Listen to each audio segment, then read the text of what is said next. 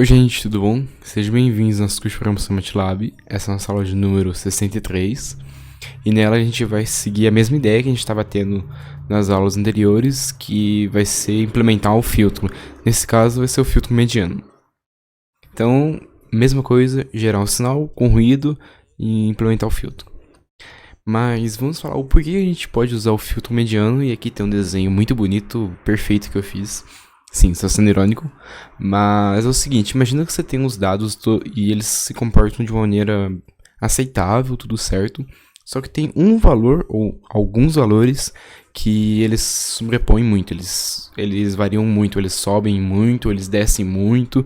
Aqui no caso eu tenho esse vetor 1, 2, 3, 4 e aqui vai ser 5 é 500. O que aconteceria se a gente usasse os filtros anteriores? Bom, se a gente calculasse a média, a gente teria 102 de média. Então, tipo, a gente estaria muito, muito acima do que os valores são de fato. E aqui representa também a imagem, né? Nossos dados estão aqui, ok? E de repente ele sobe e depois volta ao normal. E usando um filtro de média, isso não resolveria o problema. Então, por isso que é bom mediana, porque a mediana, ó, se a gente calcular a mediana aqui, ele consegue retornar pra gente um valor mais próximo do ideal. Então essa que é a ideia desse exercício. E aqui está o exemplo. Em azul a gente tem o nosso sinal, que era para ser um sinal, uma onda sinoidal, que eu adicionei um pouco de ruído, números aleatórios, essas coisas. E ele tem esses picos aqui, né?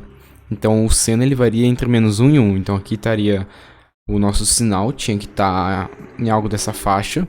Só que os picos sobem muito. Ó, chega em 5. E na verdade, o que a gente vai implementar, eu coloquei até mais. Então, tipo, subiu muito. E a gente não quer isso, a gente quer filtrar esses dados. Então a gente usa esse filtro mediano, que ele vai pegar apenas os dados certinhos do nosso seno. E isso aí, novamente, pode ser falha de medida, se o sensor que não está se comportando muito bem. Existem diversos fatores. E ele não é perfeito, esse filtro, né? Como nenhum filtro é. E ele sobra ainda um pouquinho aqui, vocês podem ver. Mas essa que é a ideia. Então agora vamos para o MATLAB. Então aqui no MATLAB eu criei meu sinal, sem nenhum problema. E uma coisa que a gente vai fazer vai ser o seguinte. A gente está simulando nossos dados, né? Então a gente vai gerar uma coisa bem comportada e a gente precisa corromper esses dados, que seria adicionar um ruído. Na vida real, os dados estariam com ruído e não teria muito o que você fazer. Você só precisaria já limpar os dados direito. Aqui, a gente precisa corromper esses dados. Então, eu vou corromper cerca de 7% dos dados. Eu vou gerar essa variável que vai ser noise replace, que eu chamei. E eu vou usar uma função do MATLAB que chama range_perm. Ele faz uma permutação de números aleatórios. Então, se eu olhar aqui, ó, uma permutação aleatória. Então ele vai retornar um vetor pra gente. Então eu vou escrever aqui de n. Então beleza, isso aqui vai ser os pontos que vão estar de ruídos. Ele vai olhar o nosso vetor n aqui, que é um vetor de 10.000 pontos, e ele retorna pra gente. Beleza, ele pega os pontos desses dados e corrompe ele de forma aleatoriamente distribuída, né? Beleza, agora eu vou fazer o seguinte, eu vou colocar noise points de novo.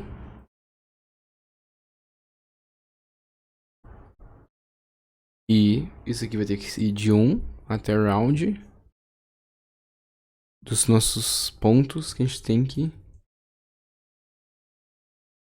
substituir. Então beleza, então eu gerei aqui nos nossos pontos aleatoriamente que tem aqui no nosso vetor. E a partir disso eu vou escolher de novo pontos aleatoriamente, seguindo essa proporção. Então seria o 7%. Então vamos ver o que isso aqui vai retornar pra gente. Beleza, ó, então diminuiu muito já o nosso vetor, que é 10.000, aqui tá 700. E essa que é a ideia, a gente gerou os nossos pontos aleatórios. Beleza, agora a gente precisa gerar nosso sinal. Então, a primeira coisa que a gente vai fazer é gerar o sinal. Então aqui é o sinal nosso, ele é para ser uma função senoidal. E tá aqui ela. Aí agora eu vou gerar a amplitude do nosso sinal que a gente vai corromper com os pontos aleatórios. Então a amplitude eu coloquei aqui como 30, por exemplo, e aqui está nosso sinal. Então o que eu fiz? Eu tô pegando esses pontos que eu gerei aqui, que são os pontos que a gente vai corromper, e nesses pontos que estão no nosso sinal, eu vou substituir eles. Então, vou fazer isso aqui. E ok, agora vamos dar uma olhada de como que tá esse sinal que a gente gerou. Tá, esse é o nosso sinal. O que eu vou fazer então? Eu vou garantir que isso aqui fica numa bem cagado, vamos dizer assim, né? Então eu vou colocar mais 30. Mais 30, não, mais 30 aqui fora.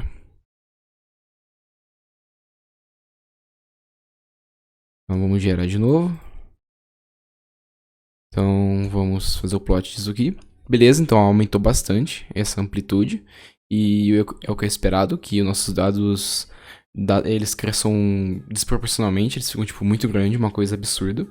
Isso é claramente um erro de um sensor, né, por exemplo. E beleza, então foi isso que a gente fez. Aí a gente precisa implementar o nosso filtro. Mas antes a gente precisa achar um lugar nesses pontos para ele cortar. Então deixa eu vir aqui plotar de novo. Tá aqui nossa... Na verdade, deixa eu aumentar um pouquinho mais para ficar mais claro pra gente analisar. Então esses são nossos dados e a gente precisa pegar essa cena aqui. Ok, então a gente pode... A gente precisa definir um threshold que vai ser a partir desse ponto que ele tem que filtrar. Então existem vários jeitos que a gente pode fazer isso. O jeito que eu vou fazer agora, depois eu vou ensinar um jeito melhor, seria um aspecto visual. Eu posso olhar aqui e ver mais ou menos aonde está ficando absurdo. Então eu olho aqui. Eu acho que talvez se eu fizer um histograma vai ficar um pouco melhor pra gente visualizar. Então beleza, aqui tá o histograma, aqui tá os nossos dados, que estão certos, e aqui estaria os dados absurdos. Então eu vou pôr um threshold de 30, vai. Então eu coloco aqui 30. Depois a gente vai fazer uma maneira mais elegante, mas a priori vamos usar esse threshold. E agora eu vou olhar no meu vetor os dados que estão dentro desse limite desse threshold. Então, qual que é a ideia? É eu pegar o meu sinal maior threshold. Beleza, então vamos ver como que tá. Ok, retornou pra gente os índices da matriz que tem essa condição aqui. Beleza, então. Agora eu vou iniciar nossos dados. Eu podia iniciar como 0, mas eu estou iniciando como nosso vetor. E agora eu vou computar eles. Então, o que eu preciso fazer? Eu vou definir, para não ficar tão grande aqui, eu vou definir low points como sendo igual find thresh de i menos k. E eu vou definir up points como find thresh de i mais k. Então, aí aqui vai ficar a mediana do nosso sinal, que ele está indo da onde? Ele está indo do meu low points até o up points. Então, beleza. Até aqui nada muito complicado, mas eu vou explicar para vocês. Então, a gente está basicamente pegando os vetores que a gente achou aqui e fazendo a mediana entre esses vetores. Então, eu vou começar do nosso primeiro índice. Então, por exemplo, se eu plotar, deixa eu plotar de novo o sinal aqui. Eu não cheguei a falar para vocês, mas o K, ele é o kernel, ele é aquele termo que representa o quanto que a gente anda nos nossos dados. Então, o quanto que a gente vai andar nesse ponto para frente, para trás ou para frente, né? Então, aqui eu coloquei ele como 30. E o que eu tô fazendo é o seguinte, eu tô simplesmente pegando a mediana dos primeiros pontos e indo até os pontos posteriores, né? Que é basicamente, você tem aquilo que eu expliquei no vídeo anterior. Você tem um ponto e você tem um ponto anterior e o posterior e a gente define isso. Agora vamos ver se isso aqui vai dar algum problema. E deu algum problema. Então vamos ver por que deu esse problema. Se eu olhar aqui, isso aqui deu menos 20. Isso aqui é o índice de uma matriz, né? Então, tipo, o MATLAB não trabalha com esses índices negativos, né? Ele começa em 1. Então, esse que foi o problema. E aqui também vai dar erro também. Isso aqui deu 40. Então, ele vai dar um bem maior do que o nosso N era pra dar. O N aqui, se eu não tô enganado... então ele tá indo um pouquinho a mais. Isso é aquilo que eu expliquei pra vocês. Do problema que dá nos edges, né? Nos finais dos nossos dados e no começo. Que seria aqui e aqui. Então, o que esse problema tá falando pra gente? Isso aqui funciona muito bem no meio dos nossos dados. Se a gente for trabalhar aqui no meio, esquecendo as pontas, essa parte do código vai funcionar sem nenhum problema. Só que ele dá o problema bem no comecinho, bem no final. Então, aquele negócio, tem como a gente resolver isso. A gente pode copiar o valor, ignorar. Tem diversas formas, mas uma forma comum que o pessoal usa é a gente usar aqui, a gente coloca máximo de 1. E aqui embaixo a gente coloca mínimo. E ele vai olhar até o N. Eu vou explicar o que isso quer dizer. Quer dizer o seguinte, isso aqui ele vai retornar um máximo entre esses dois valores. Então, o que ele vai fazer? Ele vai olhar os pontos anteriores, e se isso aqui der negativo, que é onde dá o problema do nosso filtro, que são lá nos primeiros pontos, ele vai retornar o 1. Então, ele vai simplesmente copiar o índice 1, que é o primeiro valor. Então, é isso que a gente está fazendo. A gente está literalmente copiando o primeiro valor no nosso filtro. Então, é isso que essa função faz. Ela compara. E no resto, ela funciona normal, né? Porque isso aqui vai ser maior que 1, vai ser positivo, então não vai dar problema. Só que no final, vai dar o mesmo problema. Então, a gente precisa inverter. A gente precisa usar o mínimo. Por quê? A gente vai... No caso, os nossos índices eles vão estar maior do que o nosso tamanho do nosso vetor. Então, a gente vai somando, pegando os posteriores sem nenhum problema. Só que na hora que chegar aqui num ponto específico, eu não sei qual que é, mas esse valor vai ficar maior do que o tamanho dos nossos vetores, que é o N. Muito maior, só um pouquinho maior. E isso já é o suficiente para dar problema no nosso método computacional. Então a gente usa a função mínimo para falar para ele, ó, se isso aqui acontecer, se isso aqui for maior que N, você só vai usar o N. Então essa que é a ideia. E é como se a gente tivesse falado que os nossos últimos dados do filtro sejam igual a N. É a mesma coisa que a gente usou no filtro da média. É a mesma ideia. No filtro da média a gente copiou os dados. E aqui a gente está fazendo a mesma coisa, só com uma anotação diferente. Dentro de um for. Então, agora eu vou executar isso. Não deu nenhum problema. E vamos fazer o plot, né? Agora a gente vai fazer o plot. Deixa eu só tirar essa figura daqui. E olha que beleza. Vamos dar um zoom aqui. Ficou sem nenhum problema. Acho que eu dei um zoom demais. Então esse filtro ele funcionou muito bem. Olha aqui, bem até demais, né? Ficou muito bonito. O nosso dado original, que é a função seno. E ele literalmente filtrou muito bem os dados que estavam subindo muito. Ele não é tão perfeito assim, né? A gente pode dar zoom e achar o erro. Então, ele puxa ainda um pouquinho para cima. O que dá para fazer... fica a dica aí, caso os seus dados tenham um comportamento desse tipo, vocês podem mesclar os filtros. Você pode fazer tanto esse filtro de mediana como um primeiro filtro, e depois você pode fazer um filtro de média para ajustar mais ainda esses dados, ou um filtro da gaussiana, eu não sei. Então isso que é uma das coisas muito poderosas. Você pode implementar diversos filtros. Então você pode fazer um filtro da mediana, se os seus dados são muito grossos, eles tipo tem esses picos aí. E você pode fazer o primeiro o da média e depois o da mediana. Então você tem várias possibilidades. E a gente vai fazer mais filtros ao longo do curso. Mas era essa que é a ideia desse vídeo. E agora vamos voltar aqui pra cima. E vamos fazer um threshold de maneira mais decente, né? Um jeito mais elegante. Então, como que a gente vai fazer isso? eu vou organizar os nossos dados. Então, eu vou definir uma variável, short signal, e vou usar a função do MATLAB, signal. E ele vai apenas organizar os dados e vamos dar uma olhada no que esse plot aqui mostra pra gente.